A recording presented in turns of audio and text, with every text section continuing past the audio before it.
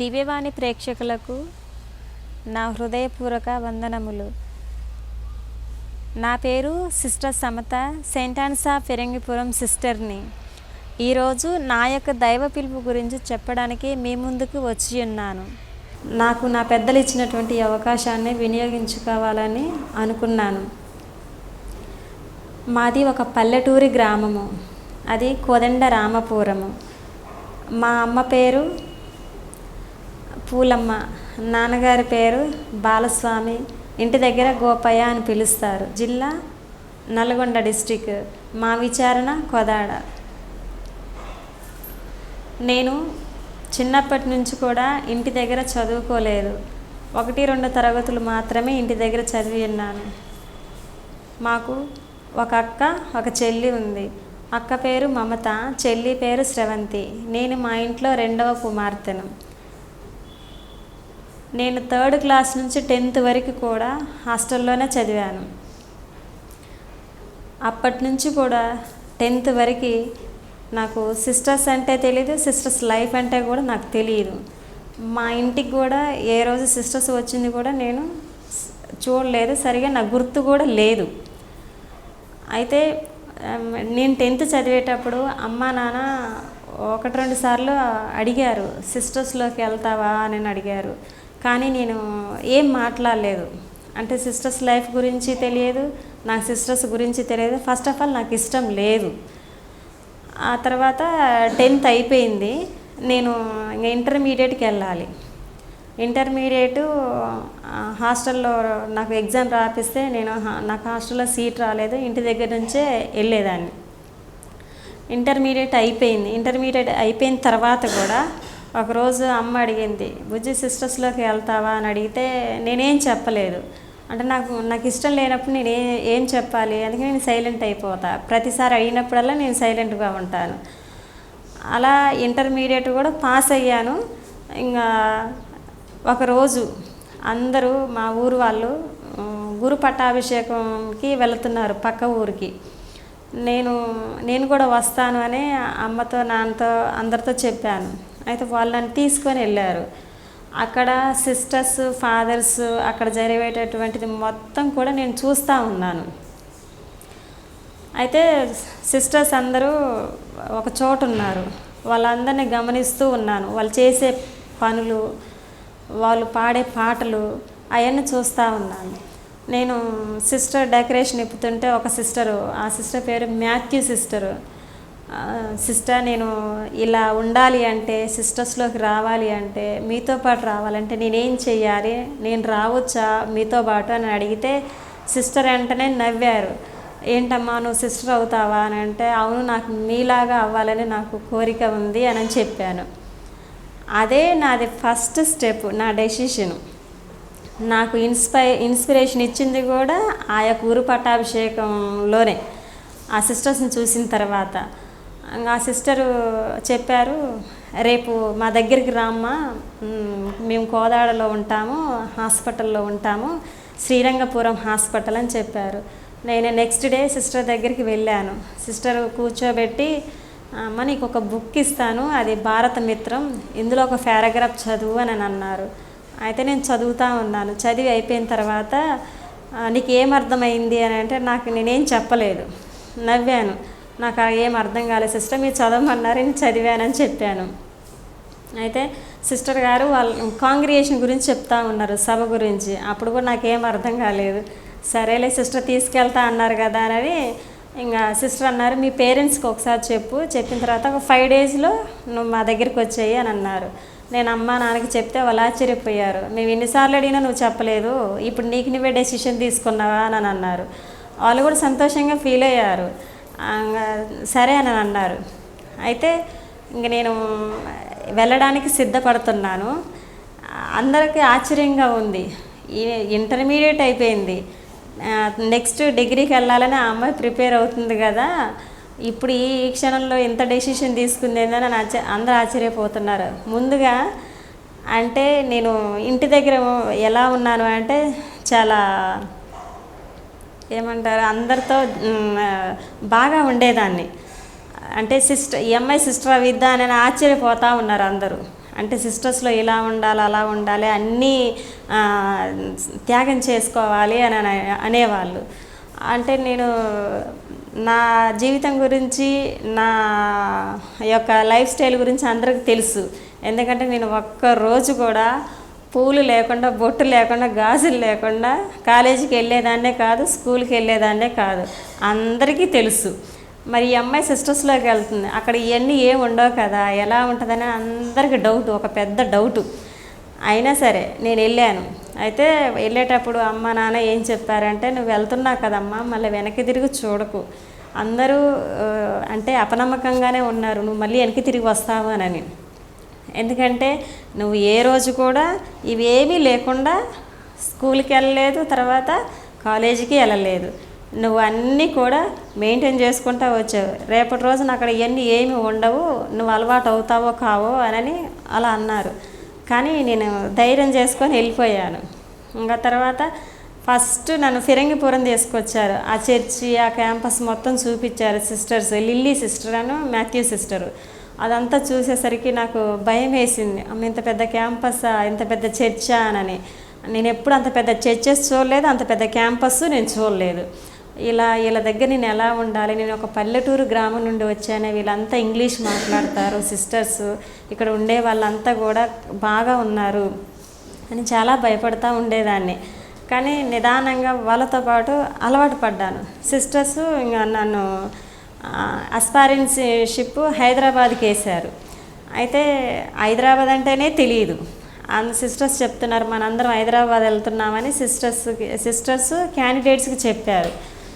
ఇంకా నేను వాళ్ళతో పాటు నేను కూడా ప్రయాణమే వెళ్ళాను. ఆ హైదరాబాద్ చూసేసరికి నాకు భయం వేసింది, మమ్మ హైదరాబాద్ వచ్చాను ఏంటి అని.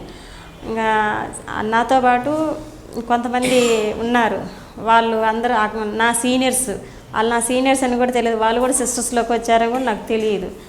ఇంకా వాళ్ళతో పాటు అన్నీ నేర్చుకుంటూ ఉండేదాన్ని. చాలాసార్లు అస్పారెన్స్లో బిగినింగ్లో చాలా ఇబ్బంది పడ్డాను. కానీ అక్కడ ఇచ్చేటటువంటి ట్రైనింగ్ సిస్టరు అంటే పుష్పలీలా సిస్టర్, తోమా సిస్టరు, వాళ్ళు చెప్తూ ఉండేవాళ్ళు, నువ్వు ఇట్లా కొంచెం కొంచెం ఇలా చదువుకో, నీకు అలవాటు అవుతుంది అనేవాళ్ళు.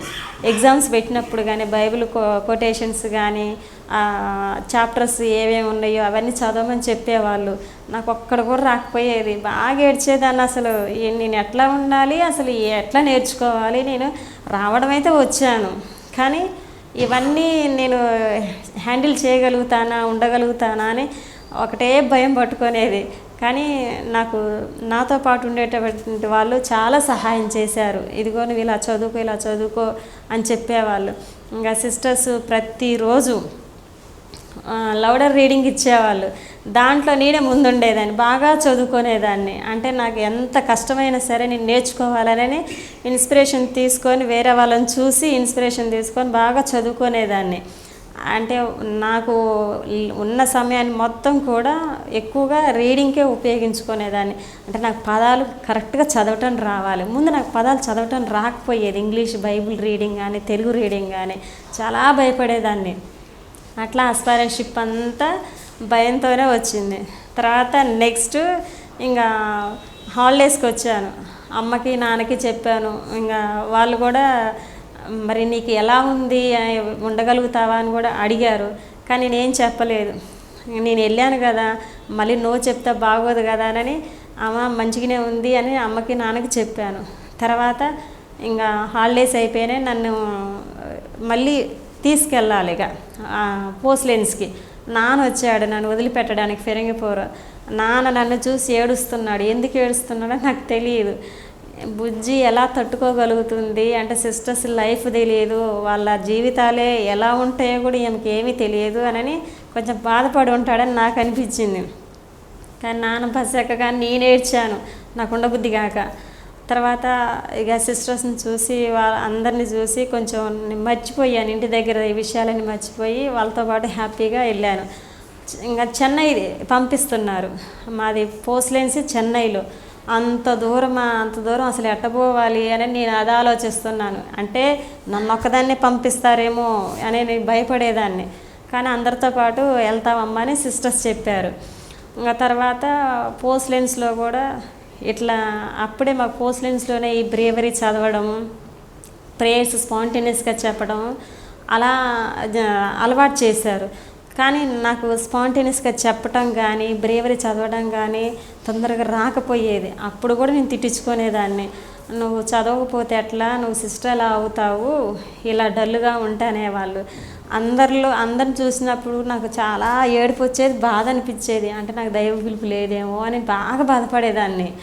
అట్లా నేను చాలా వరకు వాళ్ళతో పాటు వచ్చాను.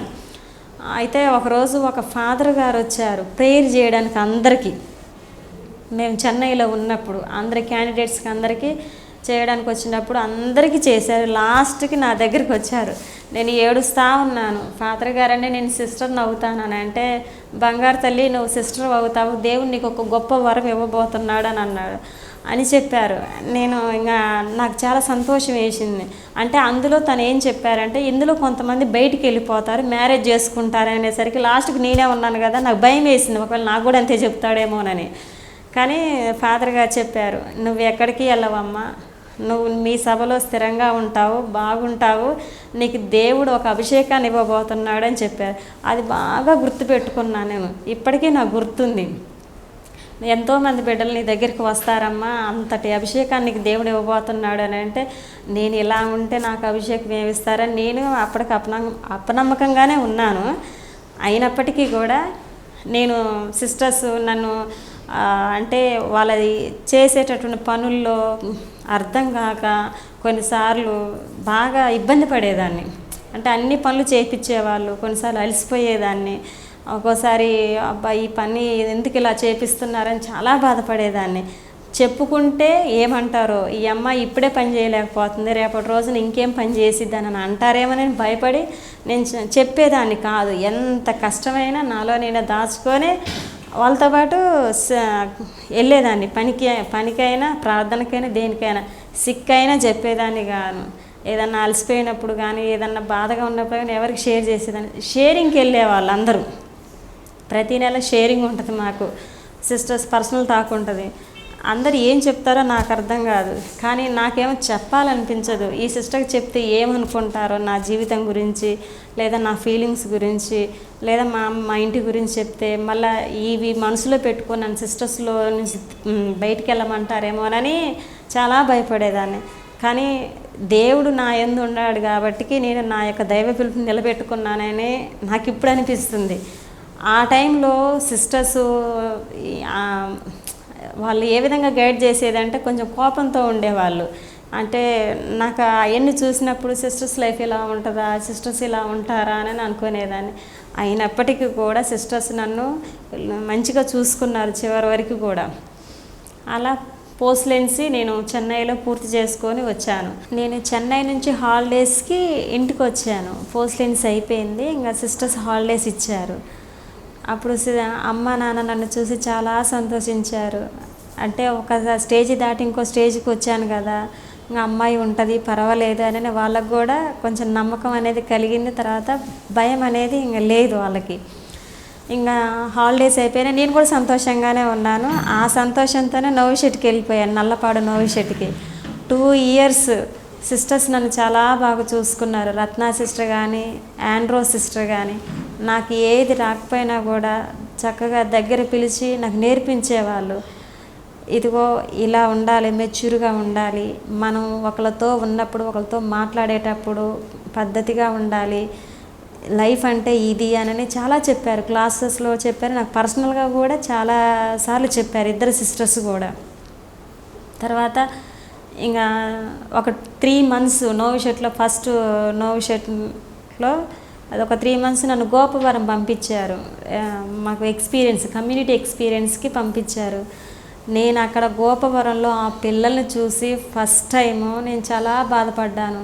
అంటే పిల్లలు ఇలా కూడా ఉంటారా, సిస్టర్స్ ఈ పిల్లలకు కూడా సేవ చేస్తారా అని అప్పుడు తెలుసుకున్నాను. వాళ్ళని చూసి, ఆ సిస్టర్ని చూసి ఇంకా ఇన్స్పైర్ అయిపోయాను. నేను సేవ చేస్తే ఈ కాంగ్రిగేషన్లోనే చేయాలి, ఈ పిల్లలకే చేయాలి అని అప్పుడు డెసిషన్ తీసుకున్నాను. ఫుల్గా స్ట్రాంగ్గా నిలబడ్డాను. ఇంకా ఆ 3 months కూడా పిల్లలతోని సిస్టర్స్తోని చాలా బాగా ఎక్స్పీరియన్స్ అయ్యాను. అక్కడ ఉన్న సిస్టర్స్ కూడా నన్ను చాలా బాగా చూసుకున్నారు. నేను చేసే పనిలో కానీ పిల్లల్ని ఎలా కేరింగ్ తీసుకుంటున్నాను వాళ్ళంతా అబ్జర్వ్ చేసి, నువ్వు ఈ ఈ ఈ ఫీల్డ్కి రావడానికి నీకు ఇష్టమేనా అని రీనా సిస్టర్ గారు నన్ను ఒకసారి అడిగారు.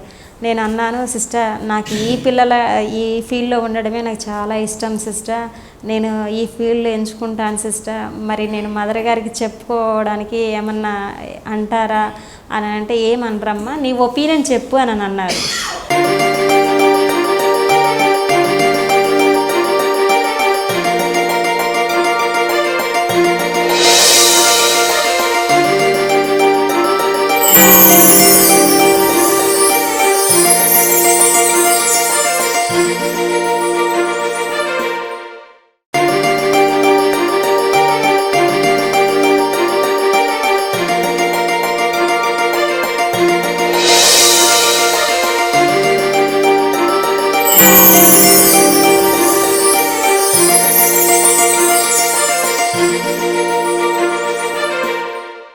అయితే ఎక్స్పీరియన్స్ అయిపోయింది. ఇంకా తర్వాత మా ఎక్స్పీరియన్స్ గురించి నోవిషెట్లో షేర్ చేయాలి. నేను షేర్ చేస్తుంటే కొంతమంది నాతో పాటు ఉన్నటువంటి సిస్టర్స్ నవ్వేవాళ్ళు. అంటే అక్కడ ఉన్నటువంటి పిల్లల గురించి కానీ ఆ ఒక వాతావరణం గురించి చెప్పేటప్పుడు జోక్గా చెప్పేదాన్ని అన్నీ. వాళ్ళు కూడా చాలా బాగా తీసుకున్నారు నేను చెప్పేది చాలా. ఇంకా సిస్టర్స్ కూడా బాగా మెచ్చుకున్నారు, నువ్వు బాగా చేసావంటగా, మంచి రిపోర్ట్ ఇచ్చారు నీ గురించి అని ఆండ్రో సిస్టర్ కానీ రత్న సిస్టర్ కానీ వాళ్ళు చెప్తూ ఉండేవాళ్ళు. నేను చాలా సంతోషంగా ఫీల్ అయ్యాను. దేవుడు నన్ను మంచిగా దీవించబోతున్నాడని నేను చాలా ఆనందపడ్డాను. 1 month రెట్రీట్ అప్పుడు కూడా నన్ను సిస్టర్స్ చాలా గైడ్ చేశారు. అంటే 1 month రెట్రీట్ అంటే సైలెంట్గా ఉండాలి, ఏ విధంగా ప్రార్థన చేసుకోవాలి, ఎట్లా మన డిజైన్మెంట్ అనేది చేసుకోవాలని చాలా విధంగా గైడ్ చేశారు నన్ను సిస్టర్స్, ఆండ్రో సిస్టరు రత్న సిస్టరు. ఆ తర్వాత మళ్ళీ నన్ను మిషన్ ఎక్స్పీరియన్స్కి నూజివీడు వేశారు. అక్కడ నార్మల్ ఎడ్యుకేషన్, ఆ ఫీల్డ్కి ఈ ఫీల్డ్కి చాలా డిఫరెన్స్ చూశాను. అయినప్పటికీ కూడా నా మనసులో ముద్ర పడిపోయింది, చేస్తే నేను ఇలాంటి పిల్లలకే చెయ్యాలని అనుకొని ఇంకా మదర్ గారు వచ్చారు, ఫాతిమా మదర్ గారు మమ్మల్ని ఇంటర్వ్యూ చేయడానికి వచ్చారు నోవిషెట్కి. నేను నా ఒపీనియన్ చెప్పాను. మదర్ గారండి నాకు ఈ ఫీల్డ్ అంటే ఇష్టం, నేను ఈ పిల్లలకి సేవ చేస్తాను, నన్ను పంపిస్తారా అక్కడికి అని అడిగితే మదర్ గారు హ్యాపీగా ఒప్పుకున్నారు.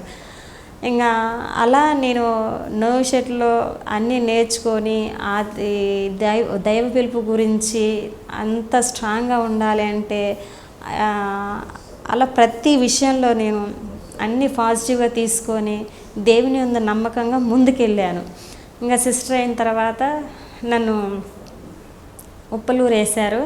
అక్కడ నార్మల్ ఎడ్యుకేషన్ ఇంగ్లీష్ మీడియం స్కూల్లో వేశారు. ఒక 1 year స్కూల్లో ఉన్నాను. 2 years నన్ను ఎవాంజలైజేషన్కి వేశారు సిస్టర్ గారు, లీనా సిస్టర్ గారు. లూడ్ సిస్టర్తో డిఫరెంట్ విలేజెస్కి వెళ్ళేదాన్ని.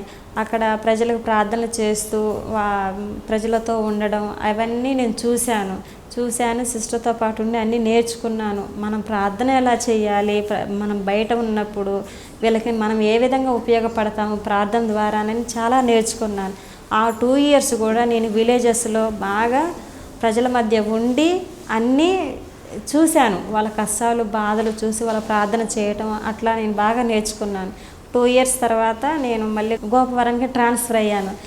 అది నిజంగా నా అదృష్టం. ఎందుకంటే నా యొక్క ఒపీనియన్ గుర్తుపెట్టుకొని నా అభిప్రాయాన్ని గుర్తుపెట్టుకొని నన్ను గోపవరాన్ని పంపించారు సిస్టర్స్. ఎందుకంటే నాకు ఆ ఫీల్డ్ అంటే ఇష్టం అని చెప్పాను కదా. 2 years నన్ను ఆ కోర్సుకు పంపించారు. అక్కడ చాలా ఎంజాయ్ చేశాను పిల్లలతోనూ సిస్టర్స్తోనూ, బాగా లైఫ్ మంచిగా ఉంది అక్కడ. ఆ తర్వాత 2 years తర్వాత మళ్ళీ నేను 2 years తర్వాత మేడ్చల్కి ట్రాన్స్ఫర్ అయ్యాను. అక్కడ పిల్లలు నేను వెళ్ళినప్పుడు లేరు. తర్వాత 2 years తర్వాత పిల్లలు స్పెషల్ చిల్డ్రన్ స్కూల్ పెట్టారు.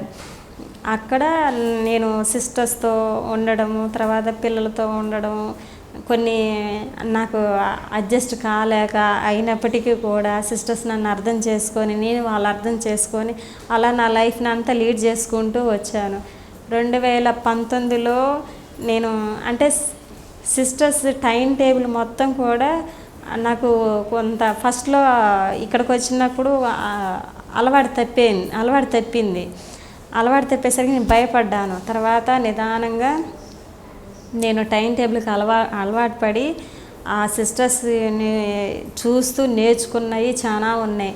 సిస్టర్స్ లైఫ్ అంటే ఛాలెంజింగ్ లైఫ్ అని నేను నేర్చుకున్నాను. అంటే మేడ్చల్ వచ్చిన తర్వాతనే నేర్చుకున్నాను. ఎందుకంటే నేను ఉప్పలూరులో ఉన్నప్పుడు, తర్వాత ఇక్కడ గోపురంలో ఉన్నప్పుడు నేను ఈజీగా వెళ్ళిపోయాను. అంటే సిస్టర్స్ నాకు అంత కష్టమైన పని ఏమి ఇచ్చేవాళ్ళు కాదు. తర్వాత ప్రజల మధ్యన తిరుగుతూ ఉండేదాన్ని కదా, నాకు అంతగా అనిపించేది కాదు. కానీ మేడ్చల్ కమ్యూనిటీకి వచ్చేసరికి ఎంటైర్లీ డిఫరెంట్గా అయిపోయింది. అమ్మో, సిస్టర్స్ లైఫ్ ఇంత ఇదిగా ఉందా ఇక్కడ అని కొంచెం బాధపడ్డాను. తర్వాత 2-3 సంవత్సరాల తర్వాత సిక్ అయ్యి నేను సిస్టర్కి ఫోన్ చేశాను. నేను ఇంటికి వెళ్ళిపోతానికి నేను ఉండనానని. ఆండ్రో సిస్టర్కి ఫోన్ చేస్తే, అమ్మ ఏమైందమ్మా, ఎందుకు అంత పెద్ద డెసిషన్ తీసుకున్నావు అని వాళ్ళు భయపడి నాకు ఫోన్ చేసి మళ్ళీ కంటిన్యూస్గా నన్ను అడగటం, నా హెల్త్ గురించి తెలుసుకోవడం అట్లా చేస్తూ ఉండేవాళ్ళు. హాస్పిటల్కి వెళ్ళిపోయాను. అంటే నా కిడ్నీలో రాళ్ళు రావడం వల్ల కొంచెం బాగా సివియర్గా సిక్ అయిపోయాను. నేను ఇంటికి కూడా ఫోన్ చేశాను, నేను ఉండట్లేదు, నేను వస్తున్నాను ఇంటికి అని. అంటే అమ్మ నాన్న ఇదేంటి ఇప్పుడు ఇలా చెప్తుంది అని కొంచెం భయపడ్డారు. అయినా సరే వాళ్ళు నా కోసం ప్రార్థన చేశారు. సిస్టర్స్ కూడా నా కోసం ప్రార్థన చేశారు. తర్వాత సిస్టర్ హాస్పిటల్లో ఉన్నప్పుడు వచ్చి చూసి, అమ్మ నీకు ఏదన్నా ఉంటే ఏ ప్రాబ్లం ఉన్నా నాకు చెప్పమ్మా, నేను చూసుకుంటాను, భయపడకు, బాధపడకు అని చెప్పారు. అలా నేను ఇంకా ఏది కూడా నెగిటివ్గా తీసుకోవద్దు, ప్రతి ఒక్కటి పాజిటివ్గా తీసుకుంటానే వెళ్ళాలని నిర్ణయించుకొని నేను దేవుని పైన ఆధారపడడం నేర్చుకున్నా. అది చెప్పిన తర్వాత నేను చాలా బాధపడ్డాను, ఏడ్చాను, చేపల్లో కూర్చొని బాగా ఏడ్చాను. నేనేంటి ఇలాంటి డెసిషన్ తీసుకున్నాను అని. అంటే సడన్గా అమ్మ వాళ్ళకి ఫోన్ చేసి చెప్పడం, సిస్టర్కి ఫోన్ చేసి చెప్పడం, నాకు ఉండబుద్ధి కావట్లేదని చెప్పడం, ఇవన్నీ నేను అంటే ముందున్న లైఫ్ గురించి మొత్తం రికాల్ చేసుకొని బాగా ఏడ్చాను. దేవుడు నన్ను ఎంతగా దీవించినా కూడా నేనెందుకు ఇంత ఇలా ఉంటున్నానని అప్పటి నుంచి నేను పాజిటివ్గా తీసుకోవటం మొదలుపెట్టాను. ప్రతి విషయాన్ని కూడా మనం ఏది సీరియస్గా తీసుకున్నా కూడా నెగిటివ్ది అది మనకే అనర్థం అని తెలుసుకున్నాను. అప్పటి నుంచి కూడా ఇప్పటి వరకు ప్రతి విషయంలో దేవుడు నాకు తోడుగా ఉండి నన్ను నిరంతరం కాపాడుకుంటూ వస్తూనే ఉన్నాడు. ప్రార్థనలో బాగా ఎదిగాను. ఎదగడం వల్లనే నేను ఈరోజు నా యొక్క దైవ పిలుపుకి ఒక సాక్షిగా నేను నిలబడుతున్నాను అని అంటే, ఫస్ట్ నా యొక్క ఫ్యామిలీ మెంబర్స్, తర్వాత మా కాంగ్రిగేషన్ సిస్టర్స్ చాలామంది కూడా నన్ను ఎంకరేజ్ చేసేవాళ్ళు. ఏ మీటింగ్కి వెళ్ళినా, ఎక్కడికన్నా ప్రేయర్స్కి వెళ్ళినా కూడా సిస్టర్స్ బాగా పలకరించేవాళ్ళు. సమత అనుకుంటా, సమత మంచి అమ్మాయి, ఇట్లా జోవియల్గా ఉంటుంది అందరితోని అని పలకరిస్తూ ఎంకరేజ్ చేస్తూ ఉండేవాళ్ళు. అలా నేను 6 years నేను మేడ్చల్లో ఉన్నాను. తర్వాత నేను రెంటచింతల వచ్చాను. రెంటచింతల వచ్చినటువంటి మొదటి సంవత్సరంలో నేను చాలా ఇక్కడ ఉన్నటువంటి వాళ్ళని అందరిని చూస్తూ ఉన్నాను, గమనిస్తూ ఉన్నాను. ఇంత ట్రెడిషనల్ విలేజ్కి నన్ను దేవుడు తీసుకొచ్చాడా, అసలు ఇక్కడ ప్రేయర్స్ కానీ, ఇక్కడ పూజలు కానీ చూస్తూ ఉంటుంటే నేనే వండర్ అయిపోయాను. అంటే ఇక్కడికి వచ్చినటువంటి ఫస్ట్ ఇయర్లో గుళ్ళో కూర్చొని బాగా ప్రార్థన చేసుకుంటూ ఏడుస్తూ ఉన్నాను. నన్ను దేనికయ్యా ఇక్కడికి వేసింది, నాకు ఇక్కడ రావడం, నాకు నిజం చెప్పాలంటే ఇక్కడ రెంటచింతలకు ట్రాన్స్ఫర్ అవ్వడం నాకు ఇష్టం లేదు. ముఖ్యంగా సమాధులు ఉంటాయి కదా, ఆ భయం నాకు బాగా ఉండేది. నాకు ఇష్టం లేదయ్యా అని చెప్పుకుంటూ ఏడుస్తూ ఉండేదాన్ని. కానీ ఆ టైంలోనే దేవుడు నా లైఫ్ని ఇంకా వేరే విధంగా టర్న్ చేశాడు. నేను ఎక్కువగా దేని నిమిత్తమే భయపడుతున్నానో, దేని నిమిత్తమే దేవుడు నన్ను ఇక్కడ పంపించాడో అది మొత్తం కూడా తీసేసి దేవుడు నన్ను ప్రజలకు ఉపయోగించుకున్నాడు. నేను ఎక్కువగా ప్రార్థన చేసినప్పుడు నాకు ఆయన యొక్క ప్రజెన్స్ అనేది నేను ఫీల్ అయ్యేదాన్ని. అది ఎట్లా అంటే ఒక జెంటిల్ బ్రీజ్ వచ్చేది, నా బాడీ మొత్తం జెంటిల్ బ్రీజింగ్ అంటే చల్లగా మంచు వలె ఉండేది నా బాడీ మొత్తం కూడా. నాకెందుకు ఇలా అవుతుంది, నాకొక్కదానికేనా ఇలా అయ్యేది, లేకపోతే వేరే వాళ్ళకు కూడా అని నాకు నేనే క్వశ్చన్ వేసుకునేదాన్ని. అట్లా చాలాసార్లు ప్రార్థనలో కూర్చున్నప్పుడు, నేను ప్రేయర్ చేసుకుంటున్నప్పుడు నన్ను ఎవరో తడుతున్నట్టు, తర్వాత నా దగ్గరికి ఎవరో వచ్చి కూర్చున్నట్టు, తర్వాత ఆయన యొక్క ఇన్స్పిరేషన్ హోలీ స్పిరిట్ అంటే నా దగ్గరికి వచ్చి నాకు చెప్తున్నట్టుగా అట్లా నాకు బాగా అనిపించేది. ఎవరు మాట్లాడుతున్నారు, ఎవరు నాతో మాట్లాడడం లేదు, ఎవరు నా పక్కన లేరు కదా అని అట్లా అనుకునేదాన్ని. కానీ చాలా అసలు ప్రతిరోజు కూడా నాకు అలానే ఉండేది. రోజు ప్రార్థనలో కూర్చున్నప్పుడు నాకు ఇదే ఉండేది. నాకు ఒక్కదానికే ఎందుకు ఇలా ఉంటుంది, ఏమవుతుంది నాకు అని కొన్నిసార్లు నాకు నేనే ఎగ్జామిన్ చేసుకొని భయపడేదాన్ని, బాధపడేదాన్ని. అంటే ఎవరికి చెప్పుకోవాలి, ఎవరికైనా చెప్తే ఏమంటారని కొంచెం బాధపడేదాన్ని. ఆ తర్వాత దేవుడు నిదానంగా ఒక్కొక్కరిని నా దగ్గరికి తీసుకురావడం స్టార్ట్ చేశాడు. అంటే ప్రేయర్ కొంతమంది చర్చికి వచ్చేవాళ్ళు, ప్రేయర్ చేయండి అమ్మా అని అడిగేవాళ్ళు. అయితే ఒకానొక టైంలో ఒక రోజు ఒక ఆంటీ నా దగ్గరికి వచ్చి ప్రేయర్ చేయించుకుంది. అమ్మ, నాకు కొంచెం కడుపులో ఇలా ఉంటుంది, కడుపులో మంటగా ఉంటుంది, నాకు కొంచెం ప్రార్థన చెయ్యమ్మా, మీ దగ్గరికి వచ్చి చేయించుకుంటే నాకు తగ్గిద్దే అని మనసుకు అనిపించింది అని చెప్తే నేను చేశాను. 3వ రోజే ఆమెకి ఏదీ లేదు. దేవుడు నా ప్రార్థన ద్వారా ఆమెకు స్వస్థతనిచ్చాడని నమ్ముతూ ఉన్నాను. ఆ రోజు నుంచి ఈ రోజు వరకు కూడా దేవుడు నన్ను ప్రజలుగా ఉపయోగించుకుంటున్నాడు. అలా చాలామంది కూడా ఇదిగో పలానా సిస్టర్ దగ్గరికి వెళ్తే మనకి స్వస్థత జరుగుతుంది, స్వస్థత కలుగుతుంది, మనం ఆ సిస్టర్ దగ్గరికి వెళ్ళి మనం ప్రేయర్ చేయించుకుందామని అలా ఒకరి తర్వాత ఒకరు అలా చాలామంది వచ్చేవాళ్ళు. ఈ 3 ఇయర్స్లో నా దగ్గర చాలామంది వచ్చారు, ఈ రెంటచింతల ఉన్నటువంటి ప్రజలు. అలా చాలామందికి స్వస్థతలు జరుగుతున్నప్పుడు నేను చాలా హ్యాపీగా ఫీల్ అయ్యాను. అంటే దేవుడు నన్ను దీనికోసమేనా ఇక్కడ తీసుకొచ్చింది అని చాలా సంతోషంగా ఫీల్ అవుతా అలా నా యొక్క సిస్టర్స్ లైఫ్ని కొనసాగిస్తూ ఉన్నాను. ఈవెన్ సిస్టర్స్ కూడా నా యొక్క ప్రేయర్ సహాయం అడిగి ఉన్నారు కొంతమంది.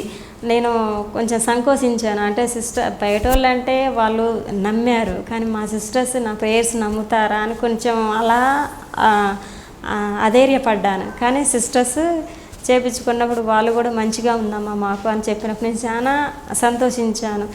యేసయ్యా, నేను ఉన్నంతకాలం నిరంతరం నువ్వు నాకు తోడుగా ఉండు, నేను వీళ్ళకి తోడుగా ఉంటాను. నా ప్రార్థన సహాయం ఎల్లప్పుడూ ప్రజలకి, తర్వాత ఇంకా ఎవరెవరికైతే అంటే అనారోగ్యంతో ఉన్న వాళ్ళు ఎక్కువగా వస్తారు నా దగ్గరికి. మాకు ఇలాంటి అనారోగ్యం ఉందమ్మా, మాకు ఇలాంటి బాధ ఉందమ్మా అని చెప్పుకుంటూ ఉండేవాళ్ళు. వాళ్ళ బాధలు విన్నప్పుడు కానీ వాళ్ళ అనారోగ్య స్థితి చూసినప్పుడు నేను బాగా బాధపడేదాన్ని. ఎంత అంటే చాలా, అంటే నా కుటుంబంలో నా వాళ్ళకు వచ్చినట్టు ఫీల్ అయ్యేదాన్ని, చాలా బాధపడేదాన్ని. ఎందుకు ఇంత ఇదిగా వీళ్ళు ప్రార్థన చేసుకుంటున్నా, వీళ్ళకెందుకు ఇంత అనారోగ్యం ఉంది, వీళ్ళకెందుకు ఇన్ని శోధనలు ఉన్నాయని చాలా బాధపడేదాన్ని. కానీ దేవుడు నా దగ్గరికి తీసుకొస్తున్నప్పుడు నేను ఒకటి చెప్పాను, అయ్యా ఎందుకు వీళ్ళని నా దగ్గరికి తీసుకొస్తాను, వీళ్ళకి నేను ఏ విధంగా నేను ఉపయోగపడుతున్నాను, సరే స్వస్థత జరుగుతుంది, కానీ నేను మాట్లాడలేకపోతున్నాను, వీళ్ళకి చెప్పలేకపోతున్నాను. అంటే వాళ్ళు పెద్దవాళ్ళు, నేను చిన్నదాన్ని, ఇది అని నేను చెప్పలేకపోతున్నాను, వీళ్ళ పరిస్థితి ఇది అని. అలా నేను చాలా వరకు అధైర్యపడుతా డిస్కరేజ్ చేసుకుంటూ వస్తూ ఉన్నాను. కానీ నేరుగా దేవుడు నాకు అభయహస్తాన్ని ఇచ్చాడు. నేను చూస్తాను, రోజు కూడా నేను చూస్తూ ఉన్నాను. ఆయన నేత్రములు, ఆయన యొక్క హస్తాలు నిరంతరం నా పైన ఉన్నాయి. ఇంకొకటి, దేవుడు నాకు ఇచ్చినటువంటి అభిషేకాన్ని బాగా వినియోగించుకోబోతున్నాడని నాకు దేవుడు మెసేజ్ ఇచ్చాడు.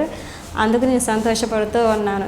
దివ్యవాణి ప్రేక్షకులకు నేను సందేశం ఇచ్చేటటువంటి పెద్దదాన్ని కాదు, అయినప్పటికీ కూడా నా యొక్క చిన్న మాట మీకు చెప్పాలి అని అనుకున్నాను. ఈ మెటీరియల్ వరల్డ్లో చాలామంది పిల్లలు తల్లిదండ్రులకి దూరం అవుతూ ఉన్నారు. అంటే అన్ని అలవాట్లకి దగ్గరయ్యి తర్వాత వాళ్ళ యొక్క భక్తి విశ్వాసాన్ని మర్చిపోతూ ఉన్నారు. అనేకమైనటువంటి మెటీరియల్ థింగ్స్కి అలవాటు పడి. కానీ దైవ పిలుపు అనేది ప్రతి ఒక్కళ్ళు గమనించుకోవాలి. ఉంటుంది దైవ పిలుపు అనేది ప్రతి కుటుంబంలో ఉంటుంది, కానీ అది తెలుసుకున్నవాడే గొప్పవాడు. ఏ విధంగానంటే మనం ఫస్ట్ మన పిల్లల్ని ప్రోత్సహించాలి తల్లిదండ్రులుగా. వాళ్ళకి ఇష్టమైంది మనం ఇచ్చుకుంటూ వెళ్తూ ఉన్నాము. అయినప్పటికీ కూడా దేవుని యందు భయభక్తులు కలిగి విశ్వాసం కలిగి జీవించటం ఎలా, అసలు దైవ పిలుపు అంటే ఏంటిది అనేది వాళ్ళకి తెలియజేయటం తల్లిదండ్రుల యొక్క ముఖ్య బాధ్యత. ఏదో సిస్టర్ అవ్వాలి అని లేదా ఫాదర్ అవ్వాలని కాకుండా అసలు దేవుని యొక్క సేవ అంటే ఏంటిది పిల్లలకు ముందు మనం తెలియచేయాలి. ఈ మెటీరియల్ వరల్డ్లో దాదాపుగా ఇప్పుడున్నటువంటి రోజులు ఎవరు కూడా సిస్టర్స్ అవ్వడానికి ఫాదర్స్ అవ్వడానికి ప్రోత్సహించటం లేదు. ఎందుకంటే ప్రతి ఒక్కరు కూడా మా అబ్బాయి ఈ విధంగా చదువుకోవాలి, మా అబ్బాయి ఈ విధంగా గొప్పవాడు కావాలి, గొప్ప జాబ్ సంపాదించాలి, లేదా మా అమ్మాయి గొప్ప పొజిషన్లో ఉండాలి, డాక్టర్ అవ్వాలి, లేదా పైలట్ అవ్వాలి, లేదా పోలీస్ అవ్వాలని ఎన్నో విధాల కలలు కంటున్నారు పేరెంట్స్. కానీ దేవుని యందు గొప్ప ఎలా అవ్వాలి అనేది అది మాత్రం మర్చిపోతూ ఉన్నారు. దయచేసి మీ యొక్క పిల్లల్ని కూడా ప్రోత్సహిస్తూ దేవుని యందు నమ్మకం, విశ్వాసము, భక్తి అనేది రోజు రోజుకి ఏ విధంగా మీ జీవితాలలో ఉండాలి అనేది తెలుసుకోవాలని కోరుకుంటూ ఉన్నాను. దైవ పిలుపు పొందుకోవటం అంటే అదొక గొప్ప వరము. ప్రతి ఒక్కరికి దేవుడు ఇస్తాడు, కానీ గమనించుకుంటే అది మన జీవితాలలో గొప్ప కార్యాలు చూస్తామనే నమ్మకం నా జీవితం ద్వారా నేను మీకు తెలియజేస్తూ ఉన్నాను. చివరిగా నన్ను మలిచిన దేవా అనే కార్యక్రమం ద్వారా నా యొక్క చిన్న జీవిత సాక్ష్యాన్ని మీతో పంచుకోవడానికి అవకాశం ఇచ్చినటువంటి దివ్యవాణి టీవీ యాజమాన్యానికి నా యొక్క కృతజ్ఞతలు.